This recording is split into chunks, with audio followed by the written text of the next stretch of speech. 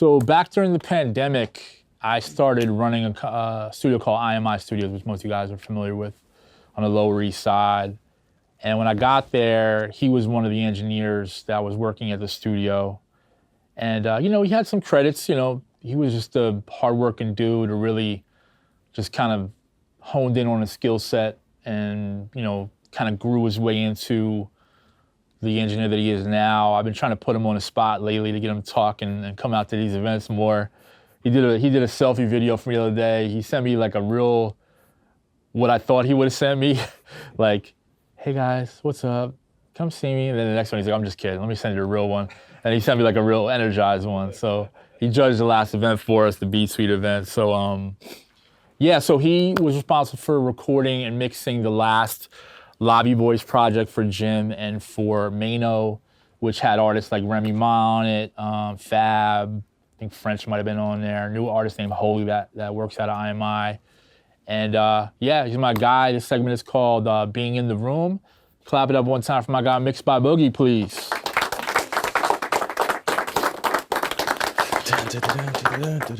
Did we mic him up and all that? Yeah, you're all good? What's up, man? It was good. Man, it's like your first one-on-one panel? Yeah, man. Man. What's going on, y'all? Yes, sir. What's up, man? Good to see some of y'all. Or a lot of familiar faces over here, right? Some studio guys and all that. See some of my people in here. Yeah. Well, Boog, man, let's get right into like when you first started. Like I know, like again, I met you there at IMI, but I don't really know much about how you came into that position. Where was the thought of being a mix engineer or an engineer in general? Where did it start and how did it come to fruition? Shit. I really didn't even plan it, like at all. Never happens that way. I didn't know what an engineer was. I didn't know the process of recording, mixing. I didn't know like none of that. I started managing a group, like in high school. This rap group from my neighborhood. One of the guys in the group, he was the engineer. None of us knew what we were doing, but he was the engineer. And we put the studio in my house. Basic setup, computer, microphone, nothing crazy. So one day he was recording himself, just running back and forth. And I'm like, bro, you need help? Like, you look like you're doing a lot. He's like, yeah, sure, whatever. So I do it, I'm recording, and I just like fell in love with it. I liked it, and that was just it for me. So I was 16 at that time. I'm turning 36 this year. So I literally just, since then I went to school for it, got an internship, freelanced around the city a little bit, and then I ended up at IMI pretty much. So that's the short version. Short version? Yeah. So when you got to IMI and you started, working out of there, what are some of the things you quickly learned about being an engineer in a studio that maybe you didn't know before or you didn't think was part of the process? Like, what are some of the things you initially understood about or realized about it? Well, by that time, I've been in the industry for a decent amount of time by then, so I had a good idea about how, a lot of situations went. My personal thing was just kind of like staying out the way, just doing my work, making some bread, trying to get some placements, get some credits, and like that was really it.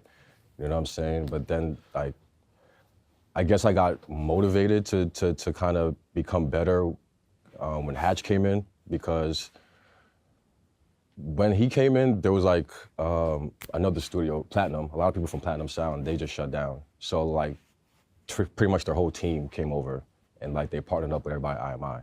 So we had like a whole brand new staff, all these engineers, all these assistants, everything. So like I was just, again, like I wasn't really a part of that. I was just kind of in and out. You know what I'm saying? I was just this guy that was in and out.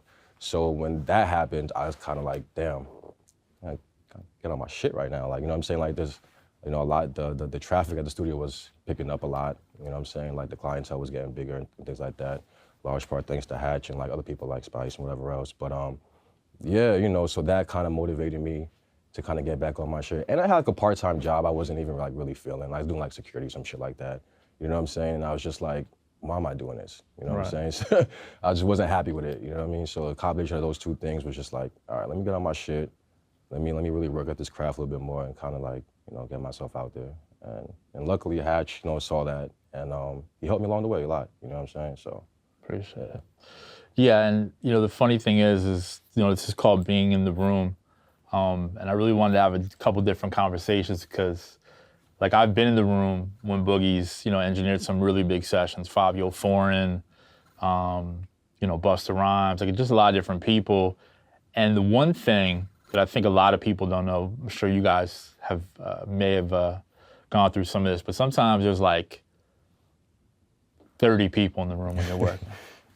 And if you can just imagine what a Fabio session might be, or a French, madness. or a CJ, or a Pop Smoke, or we had some of the biggest names in music come through that space, just because it was a great location. Nobody even knew it was a studio. Right. It wasn't even like the greatest quality studio, but like the engineers were always really great, and they knew how to work the rooms, and we got a lot of work done. Real spacious. That was the kicker for that space. Just huge space. So thinking back to situations like that, like how do you operate when there's just so much going on behind you?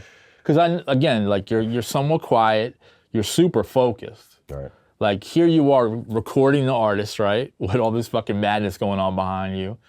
Bottles, alcohol, girls, weed smoke. You're trying to like stay focused. So how do you operate in that environment, number one? How do you keep your cool in that environment and actually still get the job done that you were brought in to do? Well, one's a lot of patience, for sure. Because like you said, like sometimes there's like 30, 40, 50 people, sometimes even more than that. Especially at IMI, like some of y'all been there. It's literally like a theater room.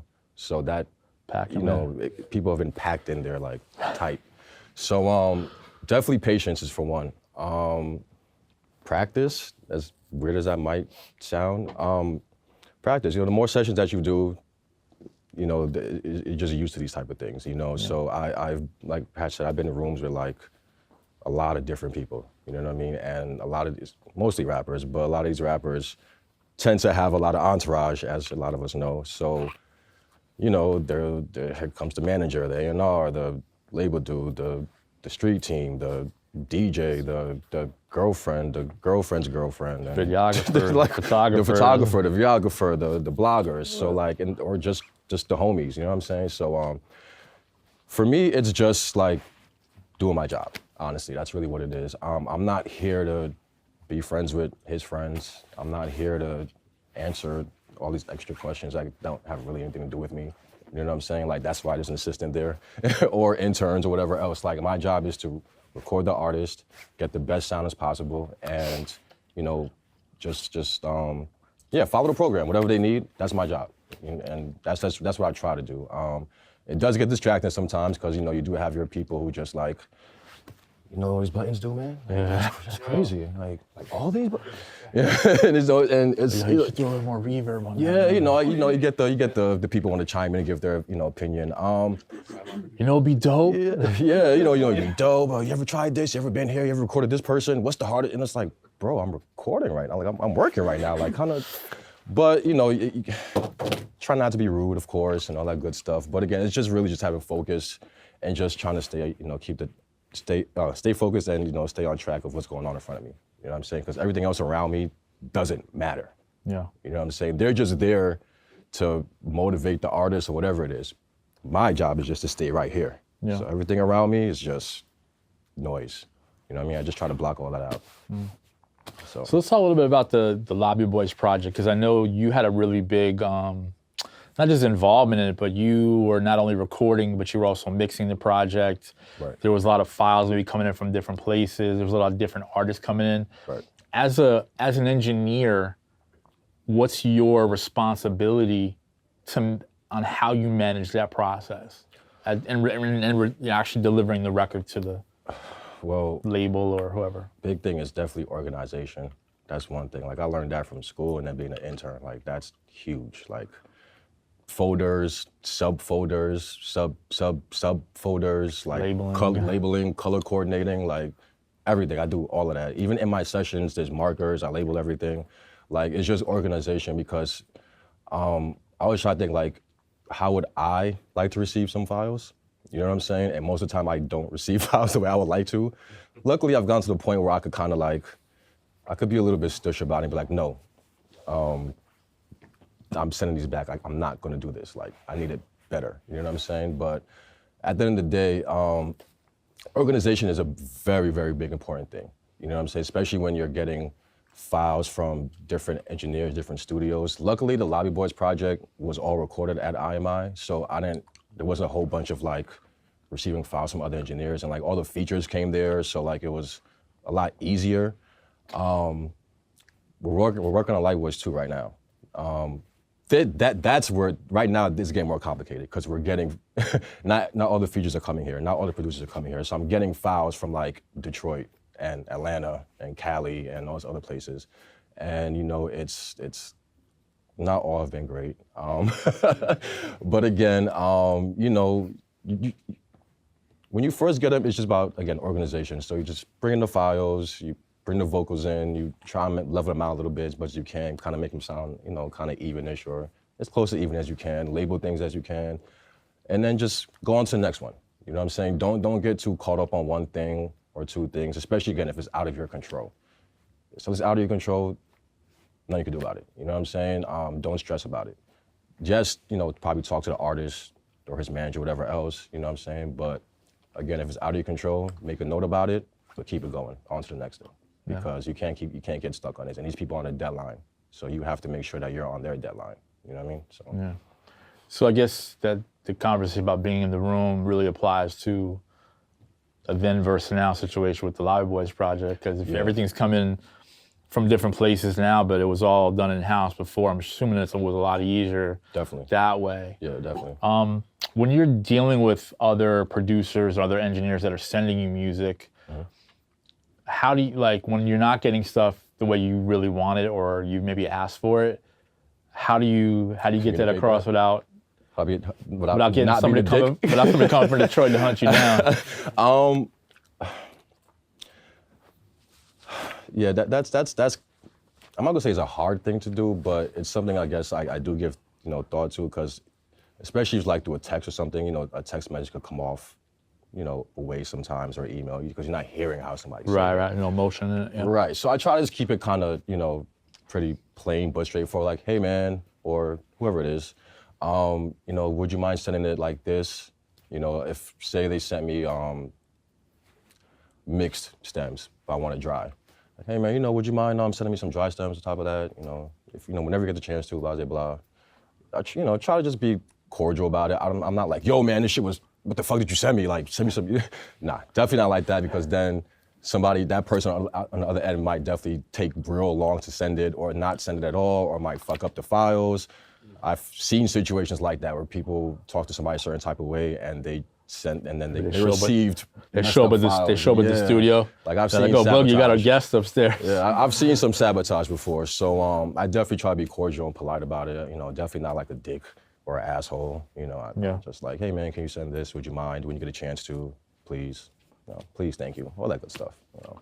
So when you're dealing with maybe somebody more established, like a Jim or a Fab or whatever, versus maybe like a Holy or some of the newer artists you might be working with, is there a difference in, I don't necessarily say preparation, but just creative approach as an engineer? Yeah, definitely, because, you know, every artist is different. Every producer is different, every writer is different, everyone is different. Everyone has their own different processes. Some people write, some people don't write, some people, whatever. Like Jim, he doesn't write on paper, whatever. Like there was times I thought like he was like asleep, like literally asleep on the couch, like eyes closed, everything. Music is playing for like 20 minutes looping, and his eyes are closed, he's just like this. But then next thing you know, I'm ready. I thought you was just sleeping, bro. He's ready to go. You know what I'm saying? That's just like, again, his process. He just chills himself, quiet, whatever. Other people, like, they just say the same line over and over and over again until they get the take that they like, and it's like, I want that take. And that's their process. You know what I'm saying? So it's just kind of trying to find out their process while working, I guess, especially if it's somebody I haven't worked with before. You know what I'm saying? It's just trying to like, do you like autotune? Do you don't like autotune? Do you have settings that you like? Do you usually like it on the setting all the way up? You like it down? Reverb, no reverb? Like, ask questions. I try not to ask too many questions because, you know, it might get annoying.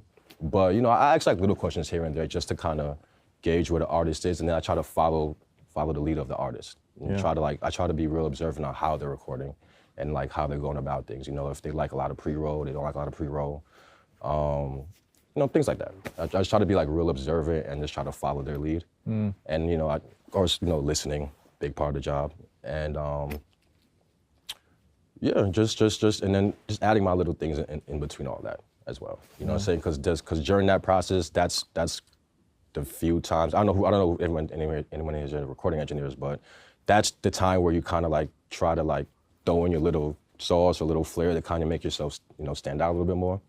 But again, as long as you stay kind of in tune with what the artist wants and how they working, it's no problem. Yeah. A couple years, not a couple years, probably about 10 years ago, there was a very big name producer that kind of suggested that one of the elite rappers in the game till this day, that they should do something different with how they recorded a record. And it didn't go too well. Some of you might know the story without me naming any names, but how does that play into your world as an engineer? Like maybe if you don't get a good take or you feel like they're not just getting it at all, like how do you in real time deal with that? Well, me, I'm pretty vocal. I'm a quiet dude, but I'm pretty vocal at the same time. So what I mean by that is I have no problem telling the artist like, I think we should get that again. Or I think I think we get a better take. You know, most artists like that. There's some artists who don't want your opinion at all. Right. Again, which is fine. It's about reading the room at that point. You know what I'm saying? Or you can kind of tell by their reaction, like, okay, you know what I mean? Like they'll kind of give you that type of thing. It's like, all right, they don't want to hear nothing from me. I'll leave them alone. But yeah, I have no problem telling the artist. You know, we could get a better take on that. I think you did better. You know, a little bit stronger, a little bit this. That was maybe a little bit flat. You know what I'm saying? A little less vibrato. You know what I'm saying? But again, it's not about being rude. You know, it's not anything about being rude. It's just about, I have a job to do. You have a job to do. Your job is to sing the record. My job is to get the best sound, the best recording from you. So I'm going to try and guide you along that way. So both our jobs become easier. And we get the best result as possible. You know what I mean? Because if I'm just sitting there quiet, but I know you took a bad take, then the artist comes out and it's just like, the fuck? And they're gonna look at me, because I'm the one recording there. Especially if there's no like writer or producer there to kind of guide things along the way. It's just like a one-on-one thing. They're gonna look to me for that. You know what I'm saying? So me being like the quiet guy goes out the window at that point. You know what I mean? So I have to be a little bit more vocal. You know what I mean? So like, again, it's not, for those who do record, it's not about like, oh, I don't want them to feel like, no, man, we're both trying to get our jobs done, and I'm trying to get the best sound possible for you. So if it sounds flat, do it over again, please. You know, I'm very straightforward. For you, bro. Yeah, I'm very straightforward. You know, and again, it's not every time that they do it. Sometimes they be like, oh, really? I thought it was a good take. Okay, cool. Or it's just like, all right, well, we'll save it. Let's just try it again. There's nothing wrong with trying something again, because you could always save it, you could always delete it, you could always stash it somewhere. So, and that's my thing. Like I always try to get artists, you know, we could always try something. It doesn't hurt to try something. If we don't like it, we could just always hit that delete button. It's that simple, you know what I mean? So, yeah. So when you do get the right files and you're ready to mix a record properly for somebody, what's the creative approach at that point? Like, is there something you do specifically first? Like, how do you get into the mix? Yeah, well, for me, I'll listen to like the rough mix first, maybe like once or twice, because throughout the years, I've realized that most artists want it to sound like the rough mix, and it took me demoitis, they call it. Yeah, demoitis, and it honestly took me a long time to like accept that. It's like, why are you sending it to me to get mixed if you want to sound like the rough? But anyway, yes, I listen to the rough maybe about once or twice to kind of get the vibe. And I have it in my session as well. Like my mixing session, I have it there as a reference in case I need to go back. And so I do that. I definitely inquire with the artist, like, what are you looking for? Do you want it to sound like the rough? Do you want it to sound something different? Do you just not care? Do you want me to go crazy? Like, what are you looking for? Again, usually it's just like, yeah, make it sound the rough but better. Cool, no problem. So I used to kind of just mix from scratch, like everything zeroed out, stems and all that good stuff. But as of last couple of years, I've just been like, you know what, producers, send me the mix stems, please. I'll level that out. I don't do too much to it because most of the time it's good the way it is. Again, maybe just a little leveling here and there, little things. Oh, you know, I tried. and then I just mostly focus on the vocals after that. So I'll start with the drums, because the drums is pretty much the focal point of most beats, if not all beats. And then once I have the drums in a nice place, I go to the vocals, because vocals and drums go hand in hand, you know what I'm saying? So once I do the drums, work on the vocals, make sure the vocals fit, you know, a nice little pocket with the drums, and then after that, I'm adding in each and every sound, like one by one. And then, you know, I'll go back to reference every now and then, just to see where it's at, just to see like, is it comparable or better? Because that's my goal when I'm mixing. Is it comparable or better? We can't have less than. We can't do that, because they're gonna, anything that sounds even a slight bit different from the rough in a bad way, that the reverb is, you know, whatever it is, it's just like, oh, that wasn't there, you took this out, or this is lower, this is higher. It's just like, bro, but it sounds better. But anyway, but again, it's at that point, it's not, that's what I have to remember, it's not about me and what I want the song to sound like, it's about what the artist wants. You know what I'm saying? So as long as I keep that in the forefront of my mind, it's just, that's literally how I go about it. It's just step by step like that, you know? Find that nice harmony between the vocals and the drums, and then just add in everything one by one after that. And then just comparing it, referencing the rough mix. And then after that, send it out. Hope I don't get any any tweaks to make, anything like that. And you know, that's really it. It's not too much of a process, honestly. I'm like very simple and straightforward about mixing. Yeah. Very, very simple, yeah. What's the average time you think it takes for you to mix a record? If it's just vocals and if it's recorded well, maybe about 2 hours. Probably about 2 hours. If it's like a full tracked out record, stems and all that, depending on like the genre, because a lot of things could have like R&B versus hip hop. yeah, could be like that, and then like 20 sounds sometimes, depending on what's going on. So I've worked on records for 4, 5, 6 hours. And then, but that's just in one day. I always come back to things. Like, I'm the type of person, like, I work on something, the next day I'm like, damn, this could be better, or this could be. Right. I'm always Fresh like, air, I'm yeah. always like judging and like always thinking something could be better. Like me personally, I just always feel like all my mixes could always be better, but I also have to learn when to stop as well. So that's what I struggle with. But Well, that's what I was gonna ask you. Like, so when do you know it's done? When do you stop? The question everybody wants to know. Honestly, from when I have to wonder, like when I start wondering, like, damn, like, is there anything else to do? Anything else I should do? You know, when I'm referencing the rough, it's like, okay, I achieve what I want to achieve with the rough. Is there anything else I need to add, want to add that could just spruce this up a little bit? Yeah. And if I just can't think of anything, all right, we're done. I guess we're done. In terms of like some of your go-to plugins, or like when you're really focusing on a mix, like what are some of the go-to things you might use?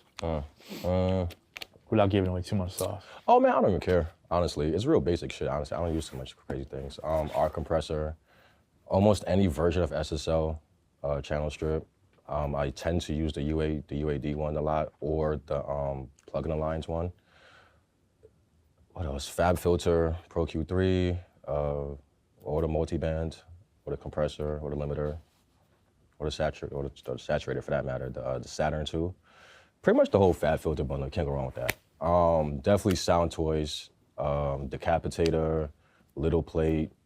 There's so much out there. Yeah, there's just so many plugins. I like Mic DSP stuff. I like the Fresh Air from Slate. That's like one of my go-tos for like, just to get the nice high-end shine and that crisp. The Mag EQ from Plugin Alliance also is really great. Yeah, those I use a variation of all those, pretty much. Yeah. All right, cool. Yeah. So open it up to the audience. Any questions? Go ahead, Spice. Take advantage. So you were talking about where, I want to go back to where you were saying a new team came into IMI, you're looking to get better because you kind of want to hold your slot, make sure you get, what was it that you found needed the most work? Like, are you saying that you got better at recording, or you got better at mixing, and if it's and what exactly you did to go about getting better? Like, how do you identify, okay, I lack this, and this is what I did to fix it? That's a great question. Well, for me, it was everything, you know, because when I say better, I mean just better as an engineer. So that means all aspects of it for me, you know what I mean? So how to identify that? Because I wasn't doing it as much. Like, I was still recording, but like I said, I had like a part-time job. So like I was in it, but I wasn't in it. You know what I mean? So like, I just felt like my motivation, my drive wasn't really there like that. So when Platinum came in, like that kind of reinvigorated me. So it wasn't that I was kind of like this one specific thing I have to work on. It was just like, all right, let me just get better as an engineer. You know what I mean? So yeah, I kind of went back to the basic stuff, YouTube videos, tapping in with other engineers that I know, you know what I'm saying, older people, older OGs that I know in the game, and just kind of like, I went back to assisting, you know, like I'm never too prideful to go back to assisting, you know, anything like that, you know what I mean? If I could learn, I'm there, you know what I mean? I was working at Republic Records for a little while, and that was like a great thing for me, because I was working in a dual role. I was an engineer, like recording, but I was also an assistant for the actual studio. Like I got to be in there, and it was like being back in school again almost. You know what I'm saying? So like it was really dope to kind of be back in that type of role and work with boards again and like routing and all this other stuff. You know what I mean? Because I haven't done a lot of stuff in a while. So it was real good for me. Also, too, I think just because I was there, I felt like Boogie was somebody, we used to always like talk about, you probably remember these conversations too, Jay, sometimes some of the engineers would be like, oh man, like, I need more work, like bring me, like I need more clients. Boogie was one of the first people that actually like would go through his Rolodex and follow up with some of his artists in advance and be like, hey, I'm available these certain days. And he became more proactive about actually setting up sessions. And I think he realized that studio's gonna be super booked up, right? And if I wanna make any money or I wanna make any ground here, I gotta be a little more proactive about things. So, you know, and that's one of the biggest challenges for engineers in general at studios when you work there. It's like, some of them want you to like, give me, like I need work. Like I'm an engineer, I need to get some work. Meanwhile, somebody like a Boogie would come in with like 5, 7 different people that he worked with, and he would just try to stretch that out. But then eventually, as he would meet people and communicate with people, he would build his roster that much bigger. And if somebody would do a session and he just happened to be there, now all of a sudden that became his client. So he would follow up and get them in there whenever he could. And we were busy at that time, even though it was like the pandemic, remember? Like there was days, it would be like every room would be booked from like 12 p.m. to like 4 a.m., every single room. It was nuts in there at one point. Yeah, when I made the decision to quit my job, because I had to be, of course, like, you know, no more guaranteed money, you know, none of that shit, right? So it's like, all right. So I went to Hatch, and I was like, bro, I don't care who it is, book me. Right. Don't care. It could be Tom, Jim, and Harry from up the block, bro. I don't care who it is. Because honestly, that's the reason why I got a job. I wanted to be a little bit more pickier with who I worked with. And which was fine for a while, but then I just wasn't happy working at that job. You know what I'm saying? So I came to a moment where it's just like, all right, work at this job I'm not happy at, or just work with a few people who might not be the greatest artists in the world. Cool, whatever, I could work with that. I'm fine doing that. That's not a big issue for me.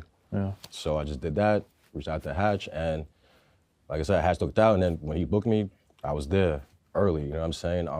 And then I would just hang around just because, and then people would be there, pull up for sessions. Cool, I'm there. And like I said, that's how I built my roster up. That's how I, got more clientele to the point now where it's just like, most of my clients are like A-list clients. You know what I'm saying? And if it's kind of expanded like beyond like just like music as well. You know what I'm saying? Yeah. What were those first few months like after you quit your job and you started going full time? It was stressful, man. I think you were like fixing up the house and everything too, right? Oh my God. Yeah, so I had just purchased a house too. Like, like a few months before I quit my job. Like I literally just purchased a house. And I was like, I'm still renovating, by the way, but I was just starting to renovate at the time. And it was just like, bro, what am I doing? Like, I should not have did this. But like I said, luckily, it's just about hustle and grinding. You know what I'm saying? You gotta want to hustle. You gotta want to grind, because even when the studio isn't super booked, that's when you having your own personal clients come into play, because the studio isn't always gonna have clients available for you personally. And then on top of that, you're not the only engineer there. There's other engineers. They gotta get work too. You know what I'm saying? It's not all just about me or whoever else. You know what I'm saying? You gotta spread it out. So yeah, that grind was a lot, but it helped though. It helped because I feel like I've come out where I'm at now. I didn't think I would be, honestly.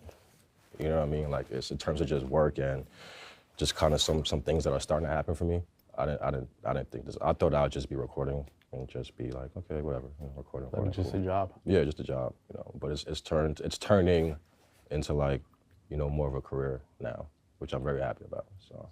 Yeah, and we actually ended up promoting him to head engineer there, and then now it's pretty much more about picking the clients you really want to work with, as opposed to just working with whoever's there. But it's funny because I get upset sometimes with the studio managers, because they like, a session will call and they'll be like, oh, they give it to somebody else, which is, I have no problem they give it to somebody else, but they'll be like, oh, something would happen and be like, oh, she gave it to Boogie. And I'd be like, well, why didn't you? And they're like, oh, because, we just thought you wouldn't want to do it. Why would you? It's like, no, ask me first. Like, I don't care who it is. Like, oh, because we just thought it was so-and-so. Like, no, I don't have to record the biggest name artist every time. I'm not like that bougie. Like, I don't, you know what I'm saying? Like, it don't have to. Nah, never. I would never be like that. You know what I'm saying? Like, that's part of the part of the fun of it. Like, is recording with newer artists and like, running into these people. You know what I'm saying? So like, it's just sometimes I'm like, well, what are y'all doing, man? Book me. I don't care. Like, I don't care what it is. Go ahead. You have a question? Go ahead. I know the renovations on houses, that never ends. So my question is... I wish I never got it, honestly. But feel your pain, bro.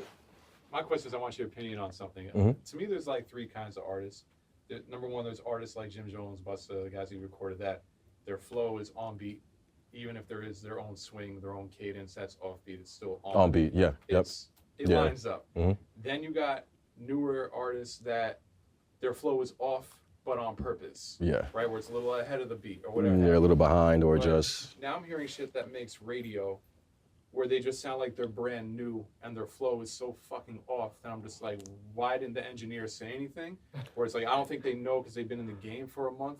I want to know what is happening, in your opinion, what is happening to the music and what conversations are being taken place with, I'm not saying you're doing this, but engineers in general at major, with major artists that have these huge hits that Flex is dropping bombs on and shit. Right. Listen to this fucking record, and it's like, this person, there's something mentally wrong with them that they don't hear this, and then everyone in the room, the 20 people, whatever the fuck in the room, is like, yeah, this shit's fire, but no one's like, yo, do you want to, maybe we should move the vocals a little to the right a bit, just to line it up a little. What's going on between the engineer of those sessions and then they're becoming hits on the radio? Maybe I'm just, we're in similar age groups, so maybe I'm just fucking old, but like... I was going to say, you're probably just old, I don't understand it. To the point where it's not art at that point. It's just a fucking beginner's mess that doesn't know what the fuck they're doing yet as an artist. Right. To me, but am I wrong? We got it. Some clarity, we got it. I don't understand.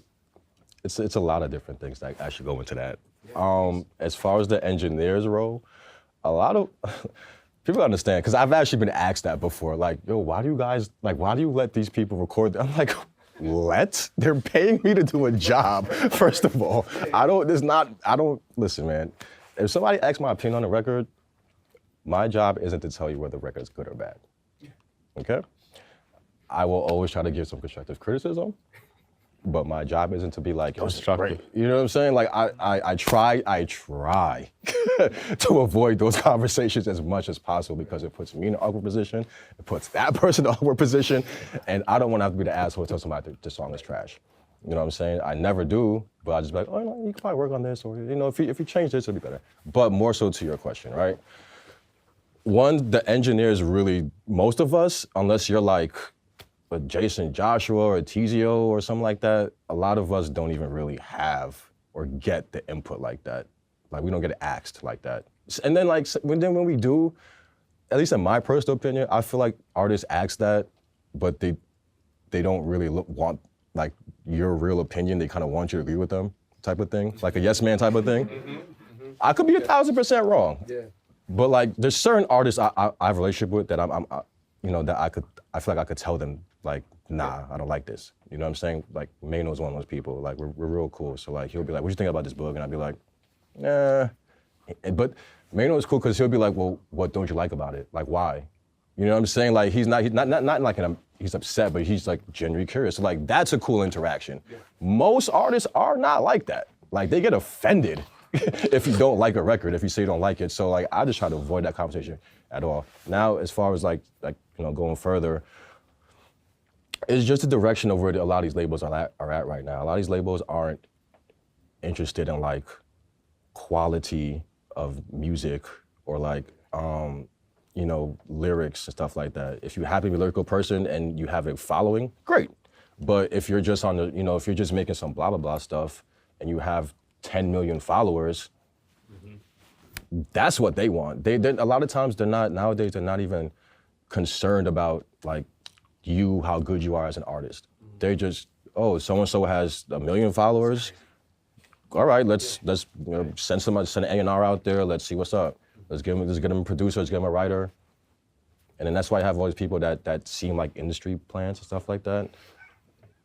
Because they're manufactured essentially. Not saying they don't have some type of talent, they do, but they're very manufactured. So a lot of these situations are very manufactured, especially like with TikTok and social media now.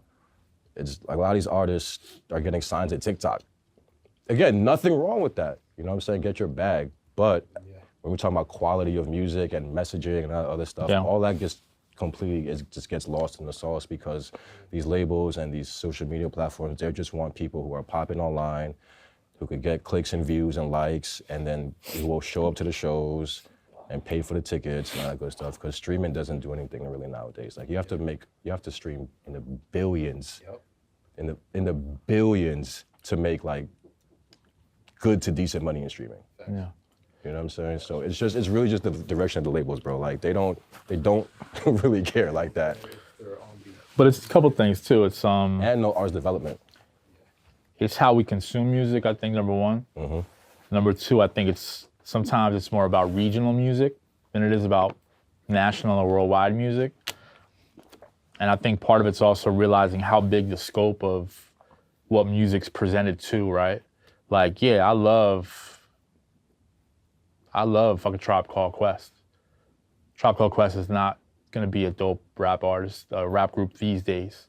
And they're only gonna be dope to the people that know who they are, or maybe that grew up listening to it, and whatever case may be. Right. You have artists like Benny the Butcher, right, who hits a certain niche market, and he does so well because he puts so much extra into it. Mm-hmm. He just happens to be a dope lyricist.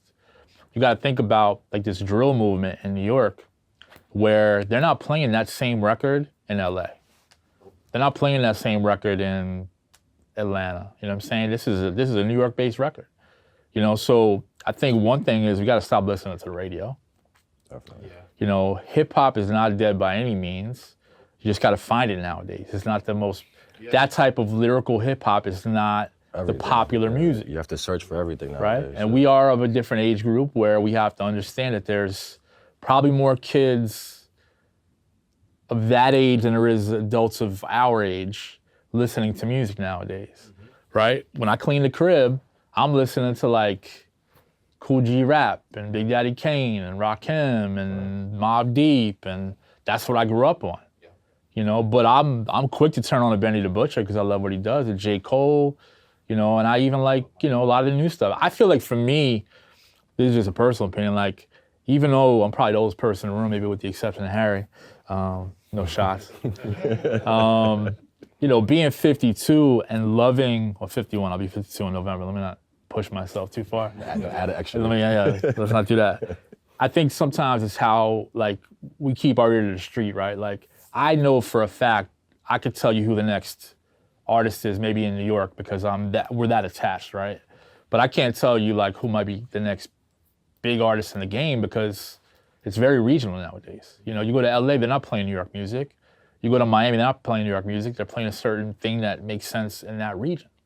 So we just got to kind of get out of that mindset where if we don't like it, somebody else likes it, which might be unfortunate to us, but fortunate to them.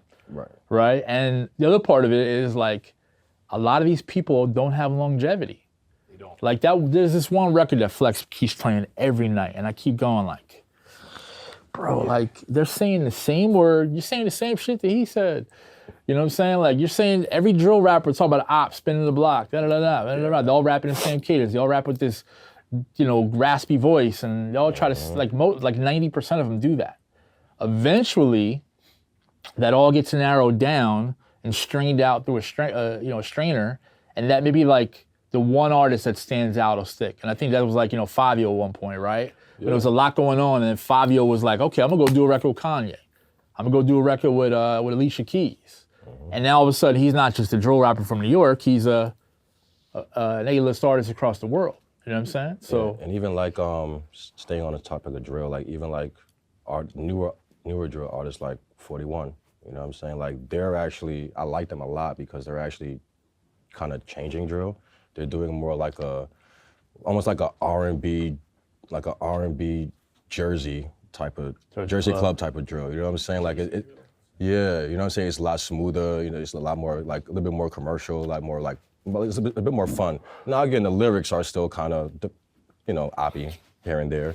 Oppy. They're a little oppy here and there, but like still like they're changing the sound of it and the approach of it, and that's why I like them. You know what I'm saying? So it's definitely a mixture of all these things that we're saying on top of just like, we're a lot of us here are from New York or the tri-state, so it's just we're used to a certain type of sound.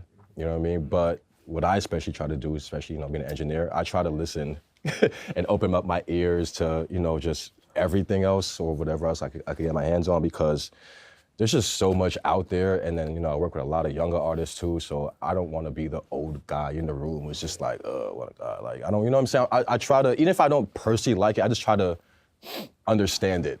At least I try to be like, okay, I kind of get why this might. Why they might like this, you know what I mean? So I just try to be in tune, keep my ears to the streets and all that good stuff, and that's also what definitely helps with this. But it's crazy because that's radio, right? But like I went to the Wu-Tang Nas concert twice once this year, one last year, and I would say a good 25 to 30% of the crowd were young kids under the age of 25, singing along to every lyric, bouncing around to every song, knowing the vibes, knowing everybody on the stage. All of a sudden, De La Soul comes out. And they're like, oh shit, because there is a good portion of people that grew up on that 85 or 88 to like 2002 music that grew up that are now, 30, 35, 40 years old. But now those people are having kids and they're playing for the kids and they're kind of getting, that's why you hear a lot of R&B flips and drill now. Yep. And finding those little nuances that people like us are familiar with because they're taken from what they've been taught. Mm-hmm. You know what I mean? So it's so many factors in it, but I get the frustration, but I think different mediums have different ways to present that. So anyway, any other questions? Go ahead, Con. E? It's like 20-year cycles. Just adding to you, my theory is like 20-year cycles. In the 90s, we were sampling in 70s. Yeah. So it's, 20-year cycles. No Diddy. No, just kidding. Just kidding. But I got a question for you, Boogie. Yep. What do you prefer to do, tracking or mixing? What do you prefer to do more? It depends. It depends on the artist who I'm recording, and it depends on the song that I'm mixing. When I'm mixing, I've gotten to a place where I'm fortunate enough to kind of accept or decline mixes as they come, in a sense where it's like I kind of screen them almost, and I'll listen to the song first, and I'll kind of determine if I actually want to mix the record or not. I'm fortunate enough to be in a place where I'm able to do that, so that's how I go about mixing. Recording, so is a dice, so is a crapshoot, because I don't always know who I'm going to be recording. So sometimes it's a very dope experience, sometimes it's a terrible experience. I don't really have one I prefer over the other, really. It just really depends on the type and the situation in that moment. But I enjoy both like a lot, honestly. There was a time I was I felt like I just wanted to not record at all and only mix, hence Mix by Boogie. But you know, I never fell out of love with it, and I actually still enjoy doing it. So, yeah, I Very just similar to me, Boogie. Yeah. Yeah. Say that. COVID changed me though. COVID, I was like, nah, I like to work hands on. I like the tracking, but I kind of lost the love for tracking a little bit. right. But yeah, COVID changed that. Yeah, I was some. like, nah. Once we got back in hands on, I was like, nah, I missed this. This is Yeah, energy with it's fun being hands-on with the artist. It's fun like having that type of energy and having that collaboration with the artist. Again, some other artists could make it a very terrible experience, but we don't focus on those. We don't focus on those. We just For real. Sam, you had a question? Yeah. How do you handle situations where there's a disagreement on whether or not like a project is done, whether or not a mix is done in either direction? Oh, well, between you and an artist? there is no disagreement. They don't like it. They don't like it. So I gotta go back to the drawing. I gotta go not back to the drawing board, but I gotta go back and tweak what I don't want to tweak. I don't even argue with them. I don't argue with artists about that. It's, again, that goes back to me understanding that it's their record. So if I could feel like it's done, it's the best thing ever, the best mix anyone's ever heard. I could personally feel like that. But if the artist doesn't feel like that, then that doesn't do anything for me. Right. So I have to go back and turn this up or turn this down or make this brighter or make this sound more colorful, as some people tell me sometimes. I don't know. But yeah, when the artist isn't happy, it's my job to make them happy. It's really that simple. So I don't even argue about it. It's just okay, what do you need done? You need me to fix this? Okay, cool, I got you. And that's it. I don't overthink it. Because again, what I used to do is I used to take what was told to me, and then I would even sometimes go a bit further than that. Like, they would be like, oh, turn this up, and I would like turn something up and like throw an effect on it. No, just turn it up. Like, just turn it up a little bit. That's it, you know what I'm saying? And just keep it simple, get the job done, and that's the goal. Cool. Good. Give it up one time for Mixed by Boogie. Boogs, just get in the social real quick so you can follow if you like. Mixed_by_Boogie at Instagram. Yeah, just put like just put underscores underscores in between those. those two.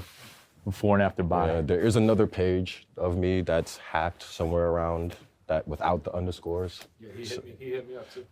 They've hit a couple people up there. Really? Yeah, bro. You're famous. It became active again, man. You're famous. Nah, man, not that type of. See how like gangster you look at That's this not picture, the by way? famous I want to be. You look gangster now. Look, I have a half a That face. wasn't even on purpose. No, I was like saturated. Something happened. All right, so listen, we're gonna take a Something's going 10-minute quick break, use the bathroom. If not, come back or sit in the seats.